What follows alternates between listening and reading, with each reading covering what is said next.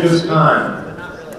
So please take a seat if you can, and if you're out in the lobby mingling, now's the time to come in.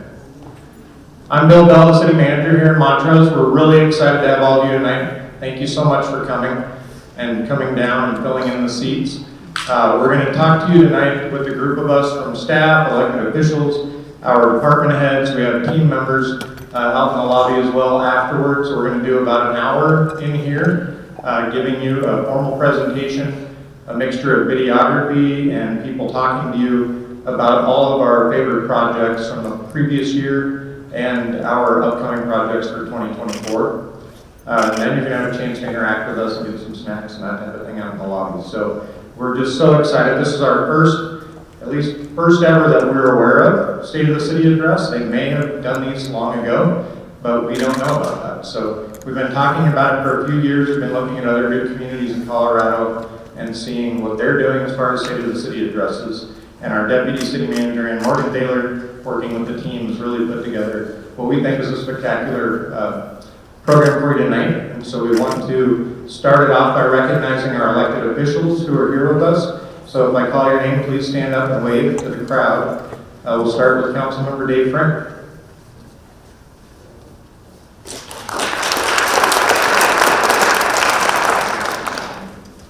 I believe Councilmember Doug Glassbell is still out in the lobby. There he is. And we have Mayor Pro Tem David Reed.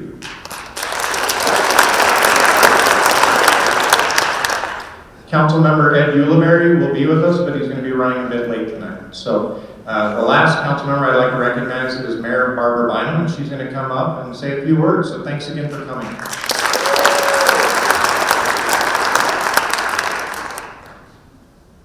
Thank you very much, Bill.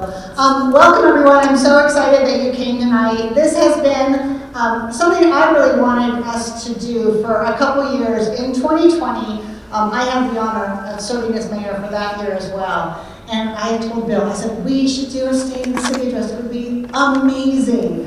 And then other things took precedence in 2020.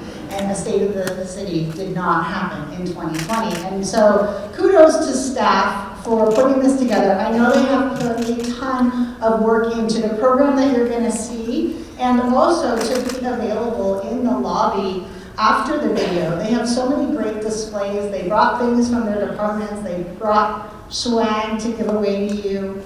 So on behalf of council, it is my honor to kick us off this evening. And you are going to see a video in 1 second, and then afterwards, Deputy City Manager Ann Morgan Taylor and our City Engineer Scott Murphy will take it from there. But let's start with the video tonight, and I think there's a button I push. She said, push a button.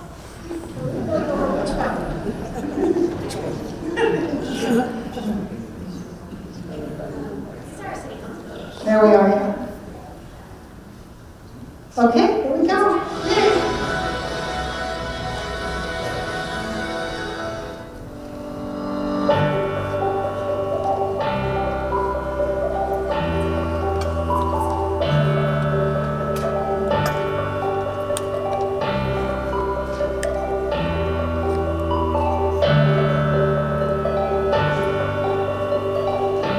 I'd say in the engineering department, the thing we were most proud of in 2023 was getting most of our projects done. It was another challenging year in the labor market. We tried to keep ahead of everything, and we were able to kind of push through, and everything got done. It got done on budget and generally on time. So I thought that was a great accomplishment for 2023. So being the finance department, I think the biggest accomplishment is getting the annual audit finished and preparing the budget, which entails all the different employees of the department and of the city. I would say the proudest accomplishment for myself as well as the community development department as a whole is the completion of the housing needs assessment. Okay. What that really exposed was some gaps in our current housing stock, and it's kind of pushed forth some good ideas moving forward to supply more housing. So that comes with some code amendments that we're working through. It comes with some revisions to how we look at accessory dwelling units and other housing types like townhomes to really incentivize kind of a further push for housing beyond just your standard single-family detached, which is exciting for the Montrose community. In 2023, all of the offices that are encompassed in the City Clerk department were short-staffed. That included the Montrose Pavilion, Municipal Court, and the City Clerk's office. And our team really pulled together and kept things going, kept everything functional, especially Municipal Court. This was a challenge, and we had people stepping up in roles that they weren't normally in, and we made everything work. And I'm really proud of that. 2023 was a big year for the Information Services departments. GIS, they accomplished quite a bit actually, but the big things, they did a migration of software and data for their mapping stuff from one server to another. And it sounds pretty inconsequential, but it's actually a pretty big lift. The thing that I'm proud of is utilizing technology to maintain our system without having to overutilize staffing, specifically with the staffing shortages that we have. We were able to utilize the acoustic inspection of the sewer system to identify problematic lines without spending a lot of staff time out cleaning lines. We've done several things in 2023 that the HR team and the city is proud of. First, we implemented a new software system that is designed to help us better track processes from the HR point of view. In that design system, we created a module called Perform. And what Perform does is it is designated to help evaluate employees' progress over the year. I'd have to say that first, I'd just like to say how proud I am of another successful year of the Western Colorado Law Enforcement Academy. We're able to get police officers on the street just a bit faster. I would say the second accomplishment I think that I'm very proud of is just all the community interaction and events that we sometimes lead ourselves or sometimes we're a part of. I think some of the highlights in 2023 were things like the National Night Out that we hosted in August. The thing I think that I'm most proud of is the men and women in our organization. They are such a great group of people, and I often wonder if our community really knows how fortunate they are to have such a great group of people serving in our community. Definitely in law enforcement, it's not equal across the board, and our police officers serve with honor, with integrity, and they are so caring for the victims that they serve in our community. But I don't think it stops there. We have an excellent support staff. We have so many things that happen behind the scenes that I think often our public is not aware of, and our civilians serve with the same honor and integrity and calling for service to make sure to keep our community safe. In 2023, I think I'm most proud of the actual legal department as a whole. There were a lot of big events that occurred all throughout 2023. However, there were a lot of changes in the legal department. Our team stuck together and persevered through every change that's occurred and continued to produce great work for the entire city. 2023, it's hard to pick actually. We accomplished so many things, but that big one, I would say street maintenance. So our internal operation that we do in-house, which is mostly our crack sealing, our patching, pothole repair, that sort of thing.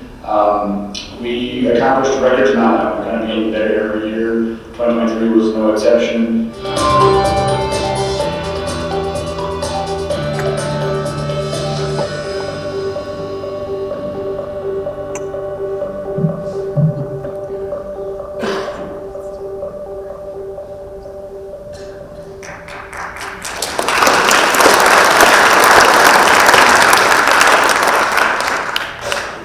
The getting projects done thing kind of funnily, but it was no small feat, with labor challenges and the way the market is.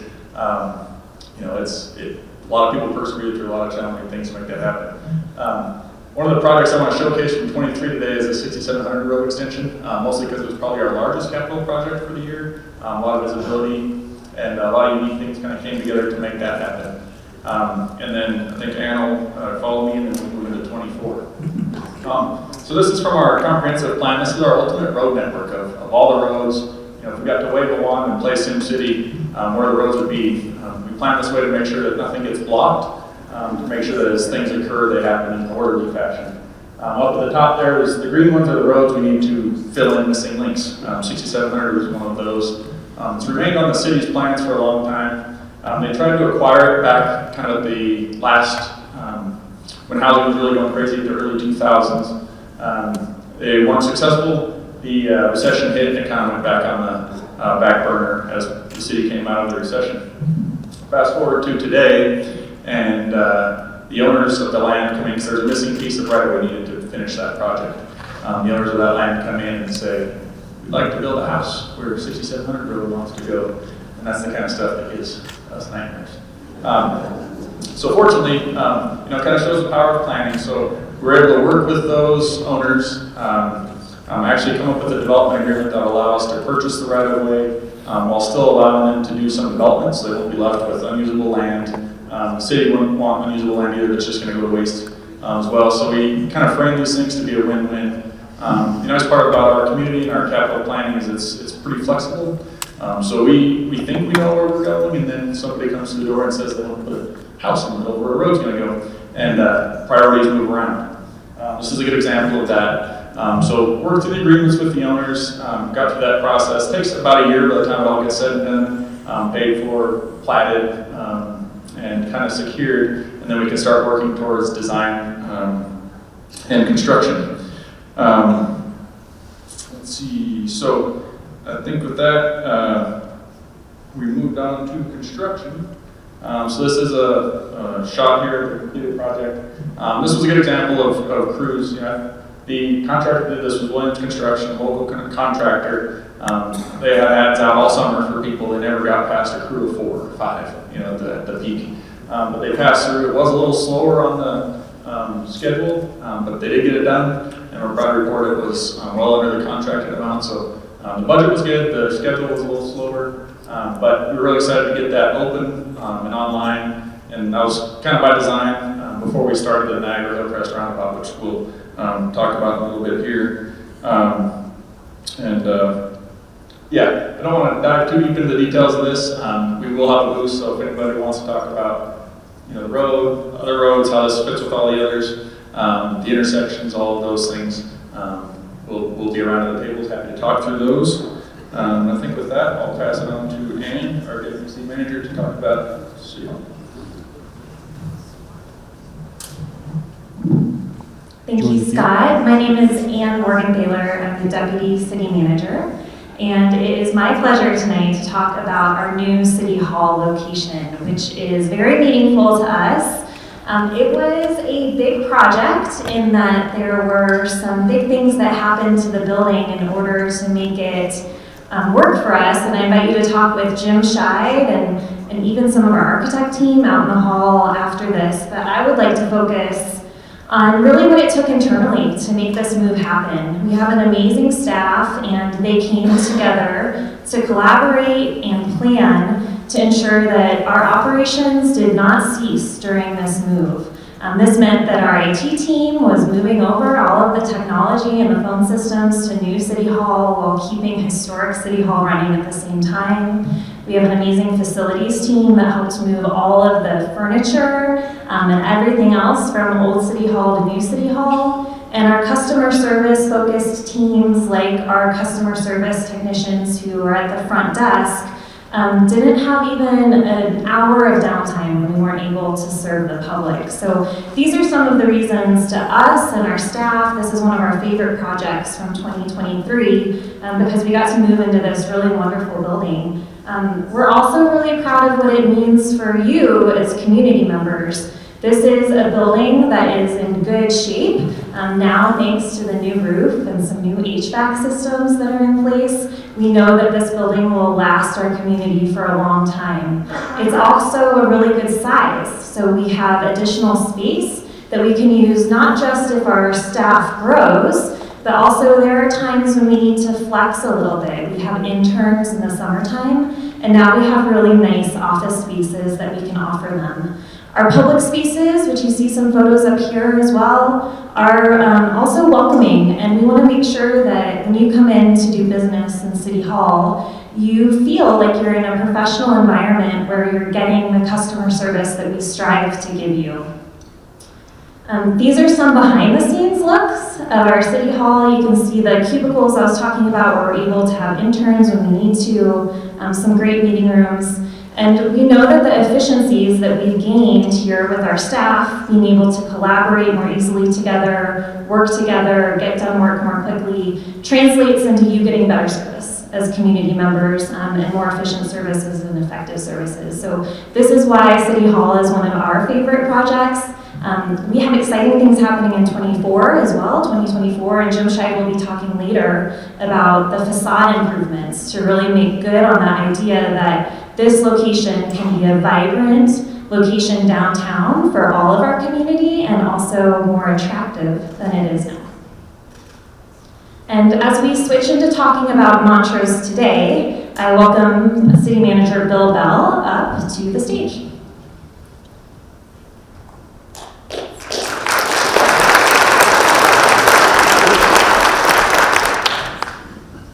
Well, we know that we hear out in the community, and a lot of you probably talk at home with your family and friends about the current state of Montrose. We're really proud of what's happened this last year. I'm really proud of what's happened the last 10 years here in Montrose.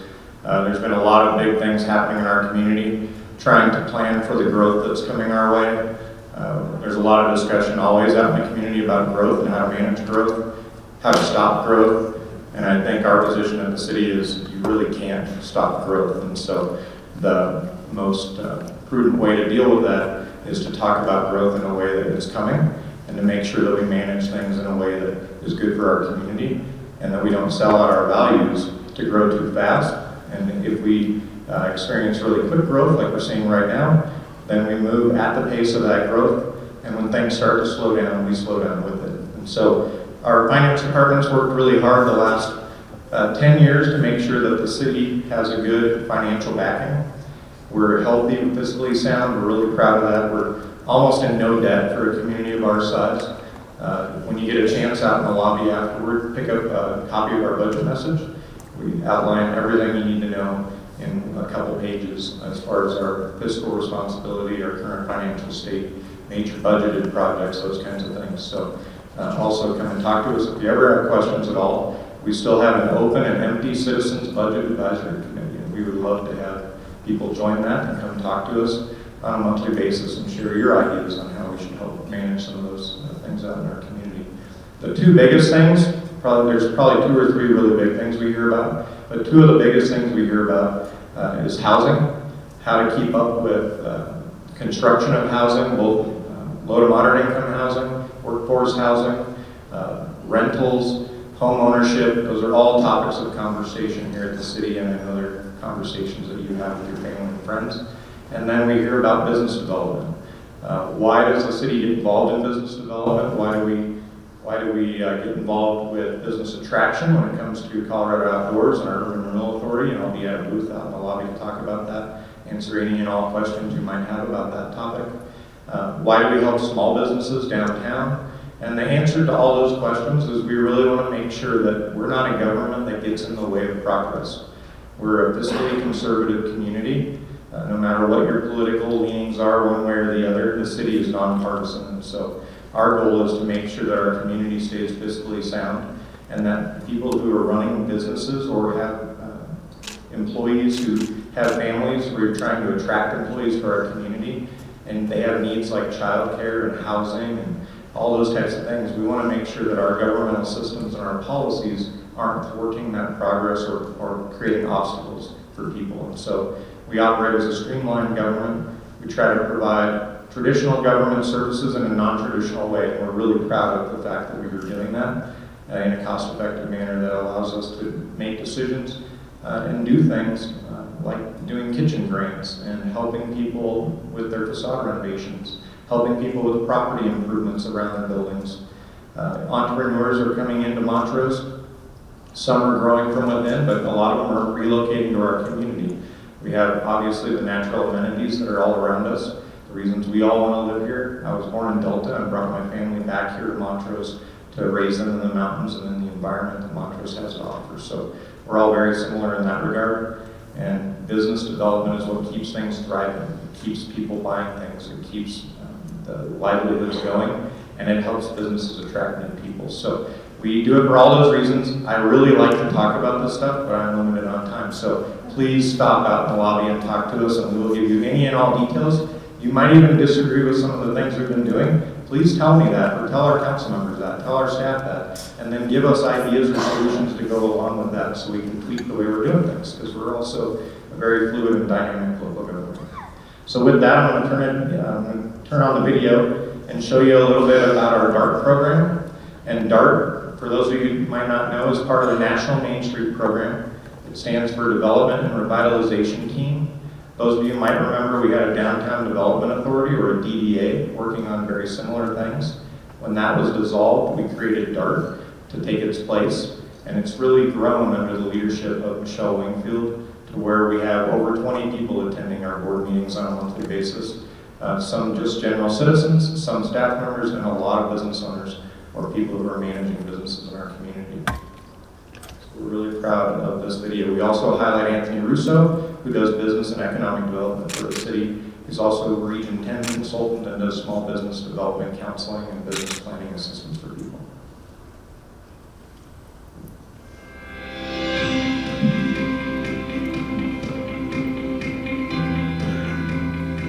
DART focuses on enhancing Montrose's sense of place. So we want to amplify what makes Montrose unique. A lot of people think that DART only serves the downtown area, but we actually serve the whole city. We take strategies that the National Main Street Program has and we implement them citywide. So programs like our facade grants, ribbon cutting ceremonies, or public art, those can be implemented anywhere in the city. So because we really want to meet the needs of our community, which is critical. And if you look at all the wonderful things that are going on right now, the Marriott's going to be opening shortly. We have the Rathbone Hotel, which will open July 4th of this year. We have Shelter Distillery, which will be opening up in the next 30 to 60 days down in Colorado Outdoors. We have Toasties and also 2 restaurants downtown in the old Deli Bread Building and over by Demerit Square. So all of this wonderful things going on that the city's been able to support really leading to growth of our local economy, growth of the business, and to further support sales tax here in the city of Montrose. I think DART is important because it gives small businesses an opportunity to talk about what's going on with them, to get involved with other businesses and learn what's going on in the community. And it gives us all an opportunity to share ideas for how we can grow our little community.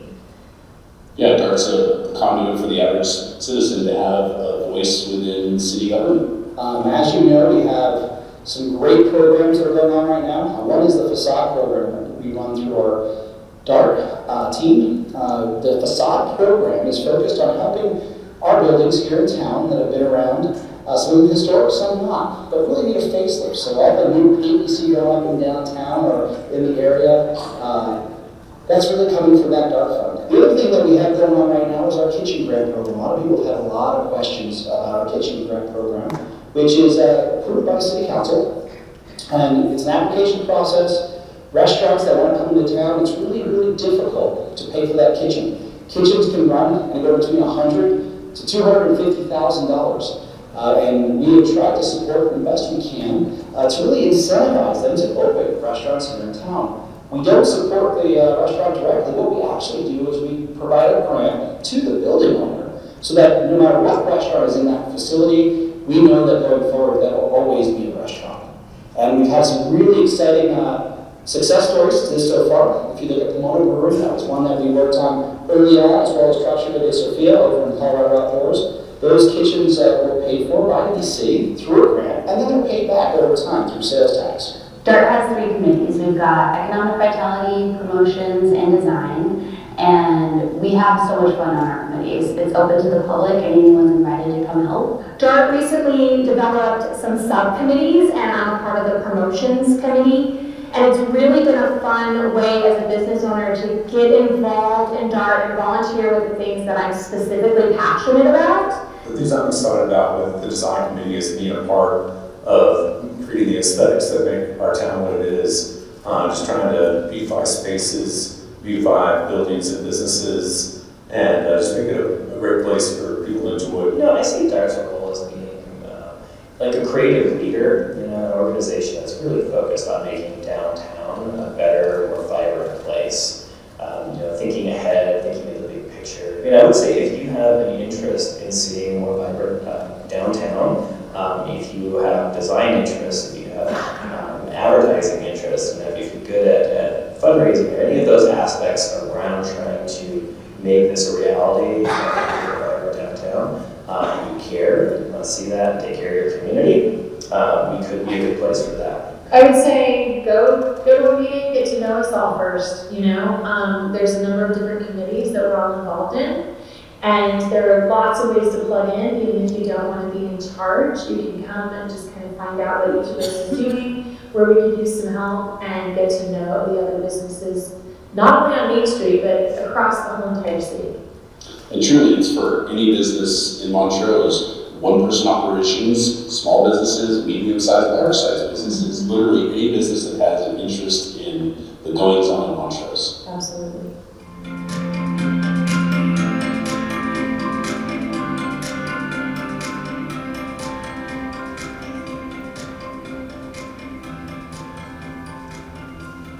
Going off script, and just because I want to introduce our next person. So Jace Hockwald is our Community Development Director. He was recently our Planning Manager and was promoted to the position of Community Development Director. We were able to steal good talent from the city of Grand Junction.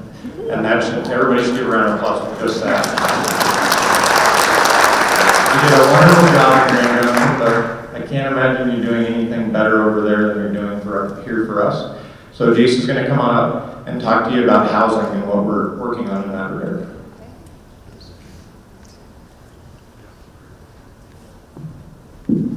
Thank you, Bill. Set the bar a little bit high here. If anybody knows me or has seen me present in front of City Council or really any board, you are probably aware that I will absolutely have a technical difficulty here, so sorry in advance.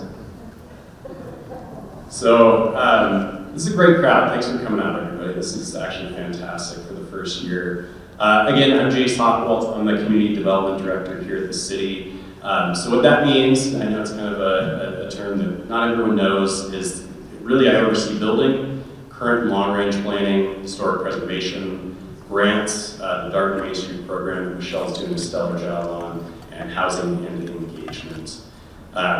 So we all know that finding housing of all kinds in Montrose is currently a challenge. That's really no shock, and it's really the prices have been spiking for the last couple of years. The illustration on the top shows that while dwelling units have grown and grown pretty dramatically since 2020, there is still a lack of housing and overall affordability that's present. The city's role in the housing challenge is to really improve the housing availability through the creation of policies that allow for types of housing that meet the community's needs. I don't have time during the presentation. I am also on a time crunch likely for this, but definitely meet me or other planning staff after this in the lobby, and I'm happy to kind of talk you through that. What I do want to mention is that historically Montrose has been developed with kind of your standard subdivisions. What this really refers to is kind of your standard single-family home that has a yard. And this is really the trend of the western slope. As Bill mentioned, I came from the city of Grand Junction. Not a whole lot different from a development pattern standpoint there. And this is really because the population on the western slope is small enough and the land area is large enough that people can really enjoy that rural lifestyle. That said, we are seeing a bit of shift in terms of the housing interest as of lately. Given the affordability crunch, as well as changing consumer habits that favor lock and leave living lately and easy maintenance, interest is gaining in different types of housing, particularly the townhome, duplex, triplex, and even the apartments as affordability has become a real issue. So the illustration on the bottom, it's tough to see here, and it is in our housing needs assessment that is online. Really just shows some general housing terminology. So on the far left, you see your standard single-family homes. On the far right, you see your kind of mid-rise or standard apartment complexes, and some recent ones locally here would be the base camp apartments, as well as the residences at Dry Cedar Creek. And then you have a pretty wide gap between the two, which is referred to as that missing middle housing.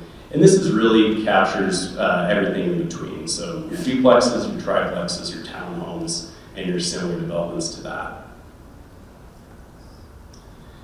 So the next few slides reflect the shift in housing variety seen over the last few years, as I kind of mentioned. Before 2020, virtually all housing was built in the last 2 decades in Montrose with single-family detached homes, your standard homes with yards.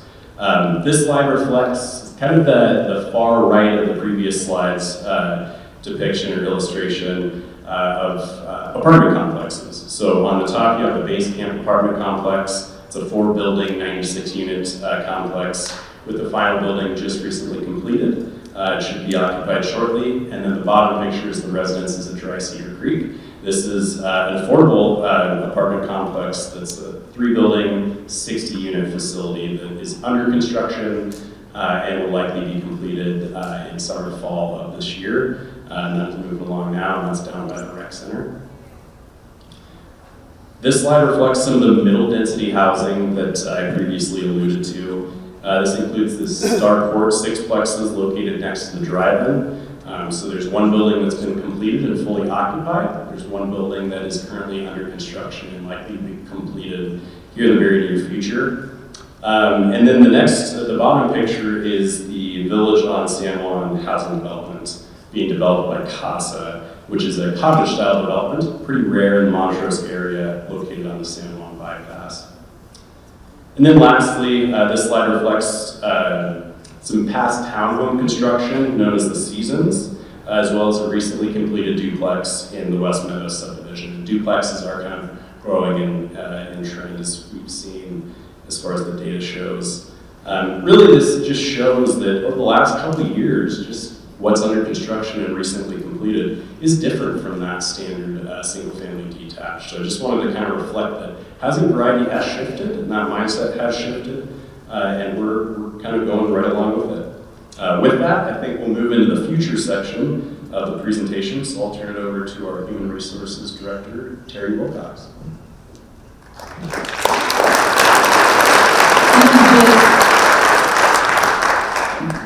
Here at the city, we are so fortunate to have such a wonderful group of employees. And while I'm going to be talking a little bit about the future, I will be showing a few recruitment slides. So as we begin talking about the future of our community, we'd like to start by acknowledging a challenge that we know businesses and owners in our community are experiencing, as well as the city of Montrose: staffing and retention. Just like the private businesses, we rely on employment of skilled staff to continue our operations and serve your needs. In order to keep up with the cost of living, we increased our lowest base wage contributions for full-time continuous employees to $39,000 this year. We expect this to go up in the future.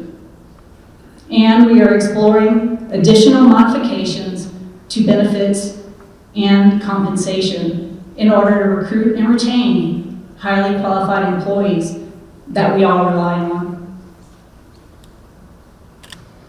It is interesting to note that in many of our current recruitments in 2024, we are seeing more applications, which is a good sign when looking toward the future.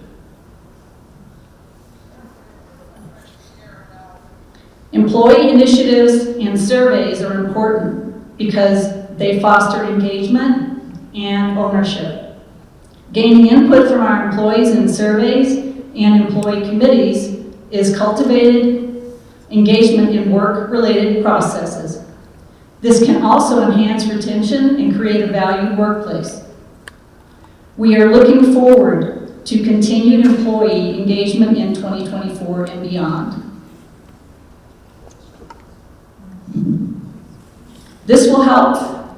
Employee engagement will help to reduce turnover and save the community in the long run. As you may know, it costs far more to train employees than it does maintain a valued employee. So when you see increases in our wage and benefits budgets in the future, hopefully you will understand that it is because we need to retain highly qualified employees. The HR team is looking forward to talking with you after this presentation. And now I'd like to introduce Tim Cox, the Deputy Chief of Police.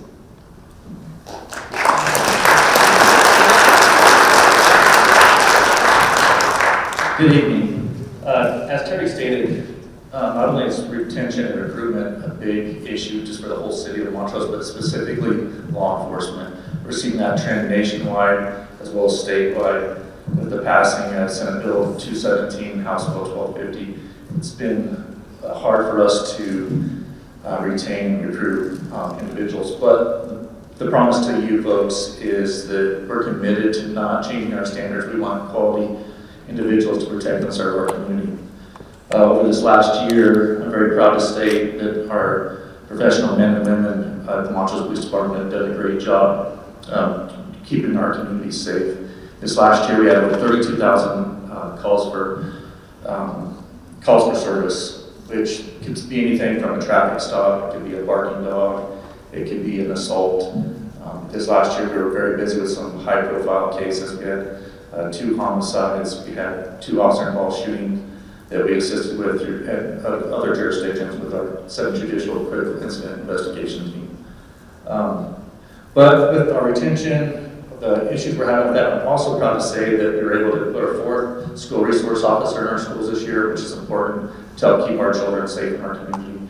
So we're very proud of that. We're also proud to let the community know that we put on 2 canine officers this year to help combat the illegal drugs in our community, as well as if we have missing children or adults, we're able to help track them down. Some other things that we're looking forward to continuing this next year is our community engagement events. We put on our Citizens Police Academy, which I'll get to here in a minute.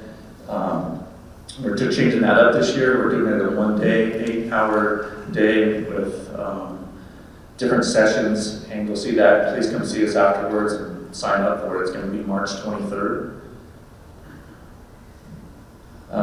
We're also very excited about the technology that we have, and we couldn't do that without the support of our community members, thanks to our city staff team, our city council, and our community members. Without passing the 2A and having the public safety sales tax, we wouldn't have the beautiful building we're in now and the technology we need to do to protect our community members. So with that being said, please sign up for our Citizens Police Academy. You can do that outside or come see our folks out there. We're going to be walking around showing one of our new canines, and we'll also have our animal control, one of our individuals here walking around with a dog that's up for adoption as well too. So please come see us. And with that being said, I'll turn it over to Jim Schneider.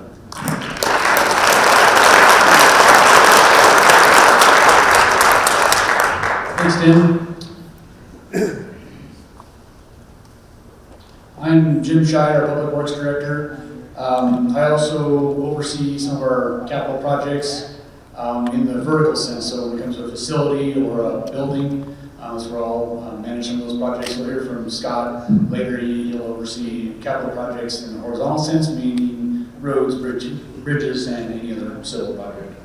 A couple projects I want to talk about that's coming up in the vertical world is one that Ann mentioned earlier in our City Hall facade project. And before I hit play, I'll speak a little bit about it because as soon as I hit play, I think you'll quit listening. This is a facade replacement of the new City Hall, which is the former Wells Fargo building downtown on the corner of Cascade and Main Street. And as you may know it as the ugly building on Main Street. So this is starting out on the Cascade side of the building. and we'll go around onto the Main Street side. Like I said, it currently has a white fluted block, which will be completely removed and replaced with this new facade, mostly constructed of brick, stone, some metal panels there on the front. And we'll be adding several windows. On the left side here, those vertical windows will be added on both the north side and west side of the building, helping to complement the historic feel of Main Street, help tie the building into our civic campus, and also improve the interior working environment. And this video was taken today, the only mini day we've had. So this work is planned to start in April of this year. Design is nearly complete now, and we'll be setting up scaffolding, closing sidewalks, and that sort of thing, probably late April, early May.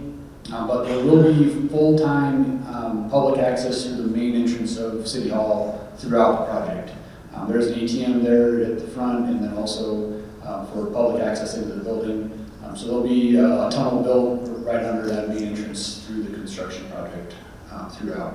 So beginning in May and being completed in November of this year. So a relatively quick turnaround. Another project that will be starting this year is actually just a design project, so you won't see any groundbreaking or construction activity, but we're beginning design for a new public works facility and an extension of Rio Grande Avenue. Really big projects on both of those, and they're kind of combined. This project's been a long time in the works, and the city has recently purchased property to help make this happen. And we're beginning the process of design. So we're in the process right now of awarding a contract for a design team, and we anticipate beginning design this year and working through 2025 on design. If you have any questions about the location or want to know more about the project as it is now, please feel free to see me out in the lobby. I've got a map and can talk about the project out there. With that, I'll hand it over to Bill.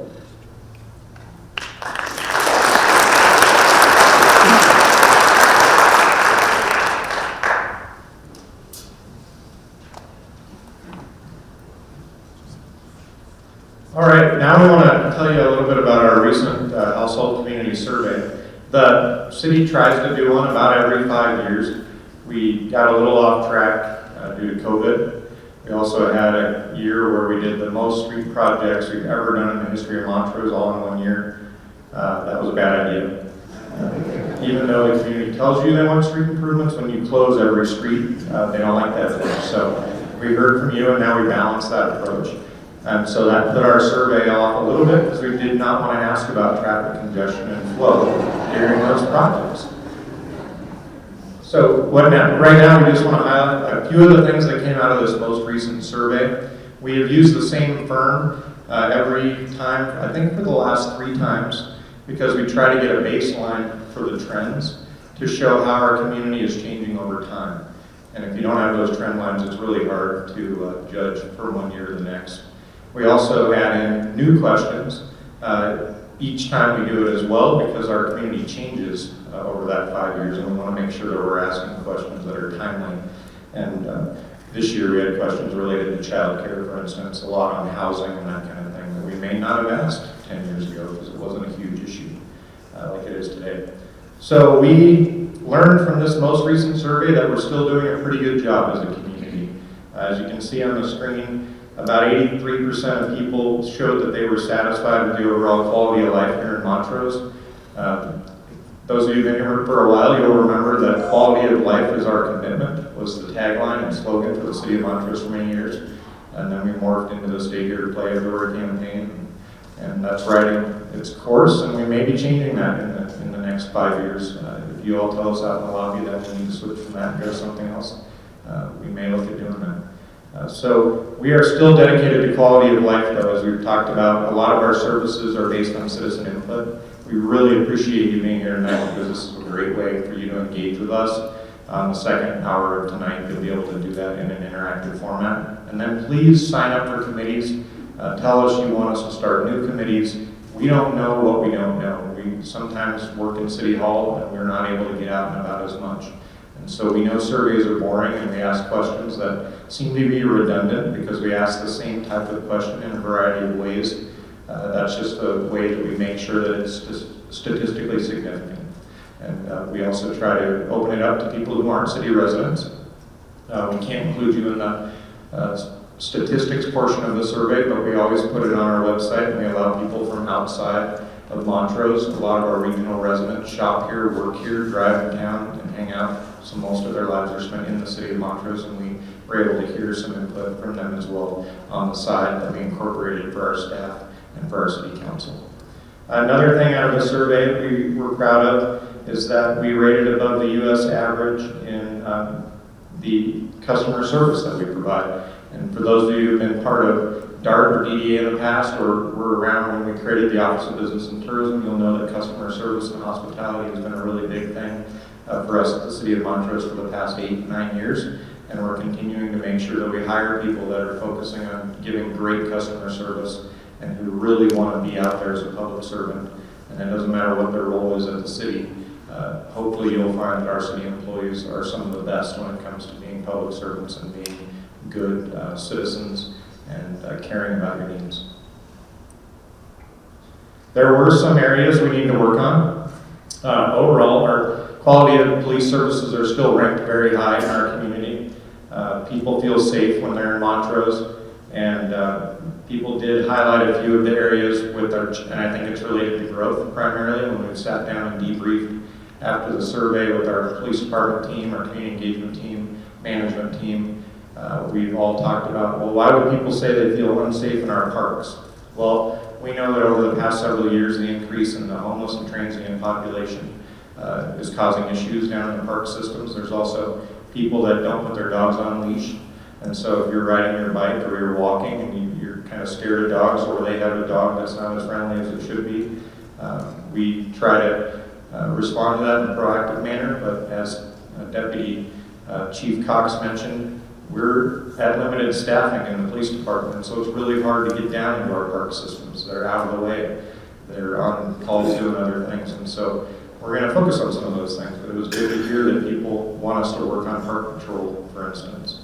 Another area we heard was related to code enforcement, and we really debriefed on this one quite a bit. We actually had a citizen come to the city council and talk in one of the interactive citizen sessions about code enforcement. We had our code enforcement officer there, as well as other representatives from the city team and the police department team.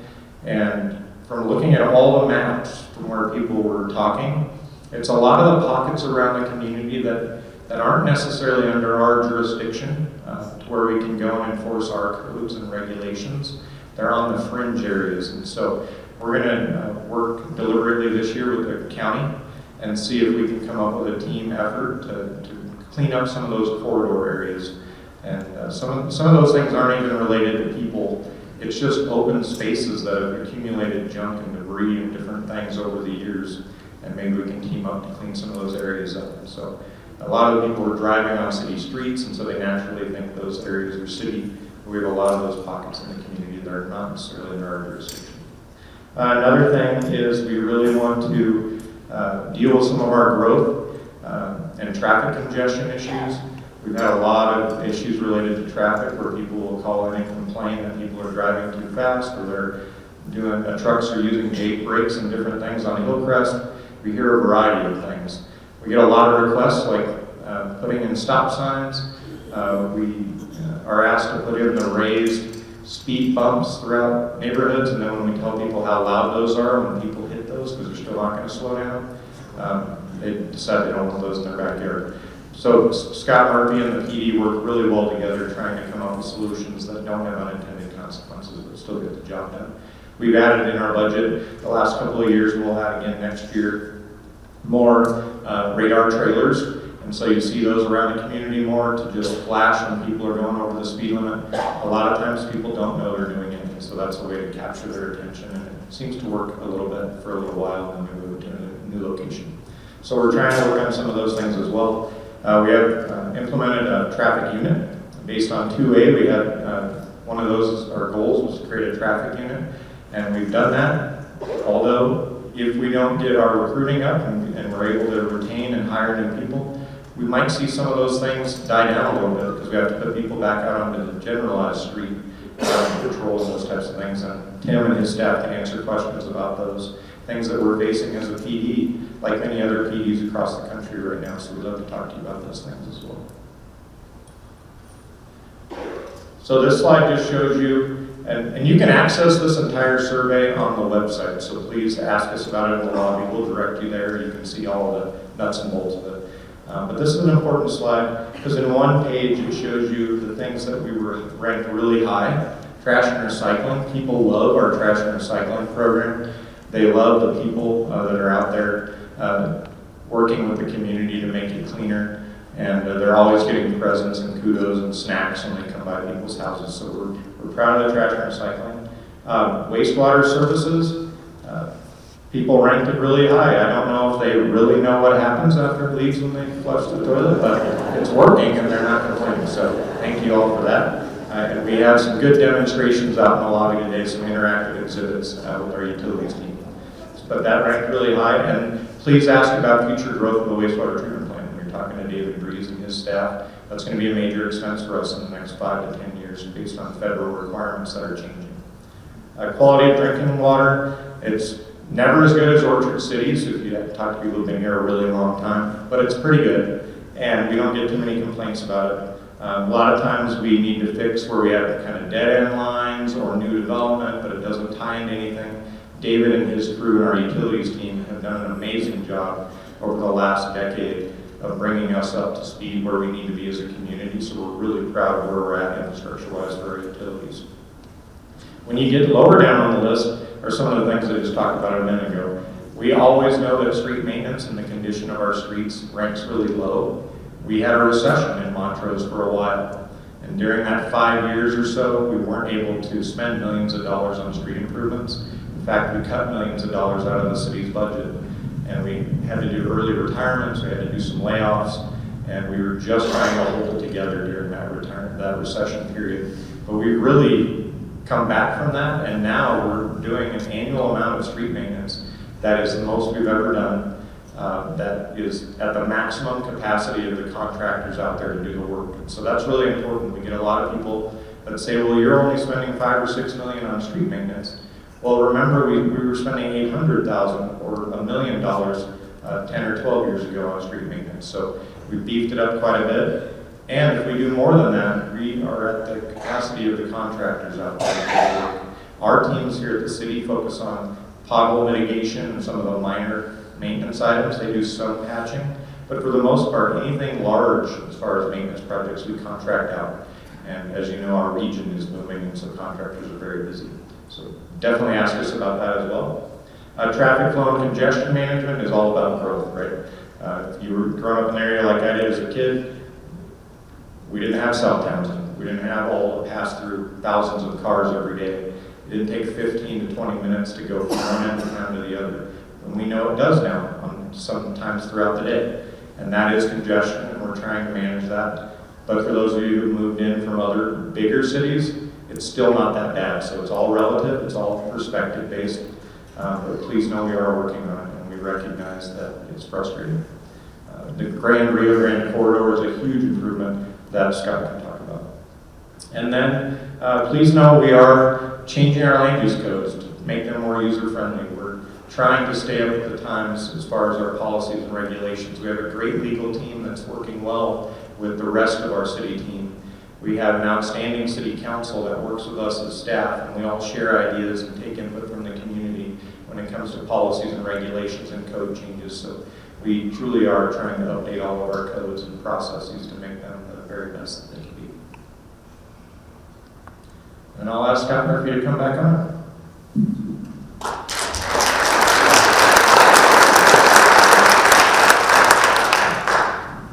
So we like to call this section of the program, Where Not to Drive This Summer.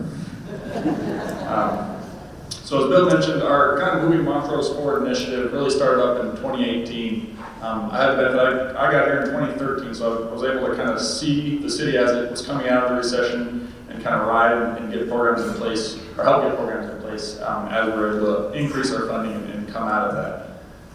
So with the Moving Montrose Forward initiative, it's just kind of a branding of our renewed focus on street maintenance. And like Bill said, starting in 18, we're able to put about $4 to $5 million per year towards that effort this year, and it keeps getting higher. Our prices keep getting higher too, unfortunately. So the stuff is not cheap. We've seen 30 to 50% increases in contracting prices, a product of labor, materials, and just plain demand too. There's just a lot of work going on in the region, and that comes through in our prices, which are all bid, and we get a lot of good bids, but the contracting pool is just plumb busy. To kind of help give you a feel for it, like those roads I was showing you earlier, we'd love to build them all today, but we have to be very kind of surgical and strategic about where we can do our work to make sure those dollars we do have are used wisely. Kind of help give you a feel for scale. Like the 6700 extension, for example, those are about $6 to $8 million per mile, depending on the kind of utilities and stuff that go in there. So it doesn't take too long for that to become a pretty big number. But on the street maintenance front, this is a map of what's planned for this summer. We're really excited about this year because a lot of the work, we're in the zone, kind of the original town plat south of Main Street. So a lot of those streets that are some of the oldest in town. Our street maintenance programs are a combination of surface treatments like chip seals, slurry seals to keep the good roads good, which is your most cost effective. But in some of the parts of town, the roads are just too far down or too old, then we get into your more intensive mill and overlays, or rebuilds. So you'll see a lot of that in the original town plat here. Probably the most impactful for everyone this summer will be South 5th. That'll get an overlay from Townsend all the way to San Juan. San Juan will stay open for the movie theater in the summer.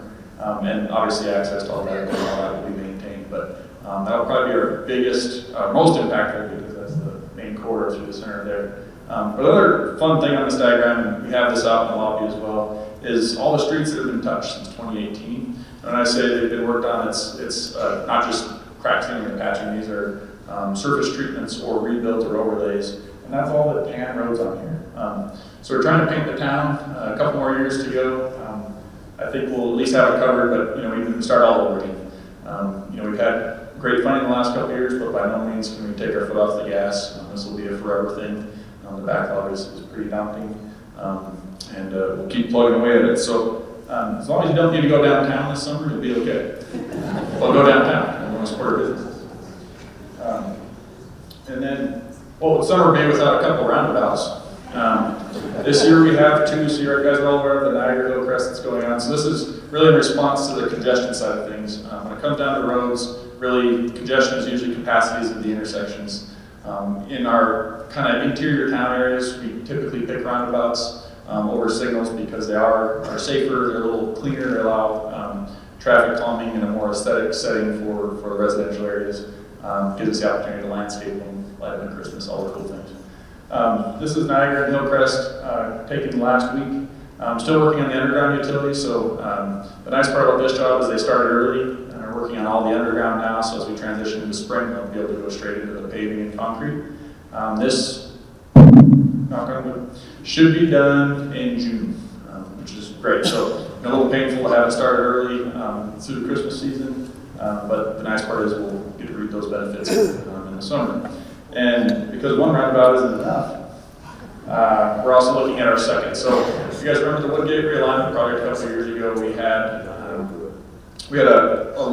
pretty complicated land acquisition to make that a reality and eliminate that bottleneck on Townsend, because kind of the main drivers of these are to create alternates to Townsend and not have to funnel everybody under the Townsend, which can only get so wide. With the Woodgate realignment, we always planned the roundabout, but we didn't have the land needed to finish it on the north side, and the owner wasn't interested in selling.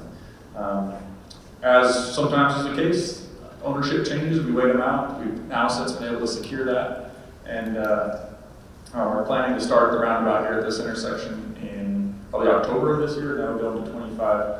Another exciting piece of this is we've also secured the right of way to go north all the way up to Encanto. So for anybody who shops at Murdoch's or Big Five, any of those, and try to hang a left on Townsend, don't do it. It's really bad. So this backage road will give people a means to get down to the signal in East Oak Road without having to try and hang a left on Townsend. So excited to see that one start up. And then just generally, we have about 30 others going on. I try to hit on some of the highest profile, but there's about 30 construction projects going on this summer that we'll be managing between Jim and myself. Please come out and visit with us if you have any questions or any ideas on where to go next. As we look forward into 25, working on designs to get Rio Grande Extension is probably our next biggest project. That one's so big it's likely to take a federal grant. It's about a $12 to $15 million job by the time you do all the roundabouts and other street extensions.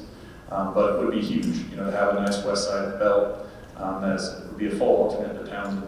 A couple signal projects are in the hopper, things of that sort, looking towards 2025 and beyond. But engagement through the budgeting process and capital planning, talking to us is really kind of a great way to kind of help steer where our community is going next as we work on our capital planning, which is typically a 5 to 10 year horizon, or 20 plus if you look at some of the even bigger projects. So, and then also we're here. So Google us. My cell phone's on the internet. Call us anytime. We know the rumor mill is a powerful little thing, and sometimes you'll hear things, and if it sounds funny, it probably is. Call us anytime. We're happy to explain what's going on and why in the project world and when things are hitting. We have our UMO webpage. We try and keep that updated. Sometimes we get busy with construction and get a little behind on it, but it's a great place to go for information on stuff as projects come to construction. And I think with that, I'll invite J.D. Reed, our Mayor Pro Tem, up for some closing remarks.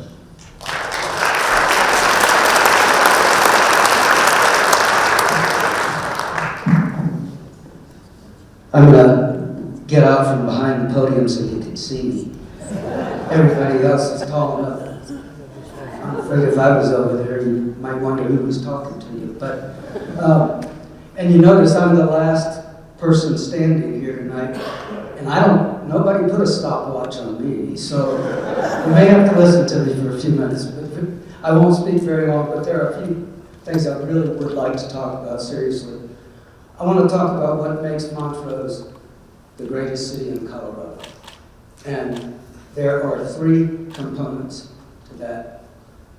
There's the council, because we are committed as a council to working for our citizens to make this an even better place to live. And we will listen to our citizens, and we will react to our citizens. The second, and probably the most important ingredient to the operation of this city, is our staff. They are second to none. They are committed to you, our citizens. They work hard, they work long hours to provide the services that sometimes we all take for granted. And I'd like all of our staff to please stand up and let's give them a round of applause. Thank you.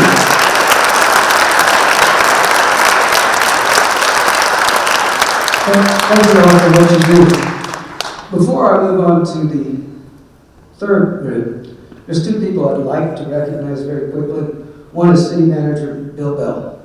Bill's been with us for over a decade. Bill, stand up. In the time that Bill has been our city manager, all you have to do is drive around town and see the changes that have occurred for the better. He's dynamic, he's forceful, he's a bit independent, but he's good. And we couldn't be in better hands than with Bill. Thanks, Bill. Finally, before I go on to the third group, I want to recognize our current mayor, Barbara Biden. Barbara, please stand up. Barbara has served this community for a number of years, many years, and served it quite well, from her time on the Montrose County School Board to her time on the Rec District Board, and was instrumental in building what we call our rec center in Montrose today. That is still the apple of many people's eye, and we thank you, Barbara. Barbara's term limited. She's going out of office with the city, but she's going on to bigger and better things, I'm sure, and we wish you the best of luck. Thank you.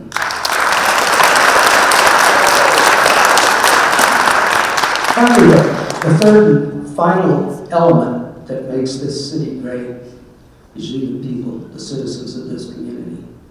You're the heart and soul. You're what makes it tick. we wouldn't be on the council serving you. You wouldn't have the services of these wonderful employees if we didn't have folks like you to make this community what it is today. And I can tell you, I believe that today, the health of the city, the state of the city is good. And we thank you as our citizens for your input, your continual contacting us and let us know what your needs and dreams and aspirations are. And if we can't deal with them with the result that you would like to see, I can assure you we will listen and we will consider. So with that, let me just say that life is good in Montrose, Colorado, and it's only going to get better. I want to remind you, when we leave the hall here tonight, the auditorium tonight, out in the foyer, the city staff members will have their tables set up, as well as city council. Please feel free to interact with any or all of them. And this has been a great evening. For the first time, I think this is a wonderful attendance. Give yourself a round of applause, please. And thank you for coming out. We appreciate it. See you out there.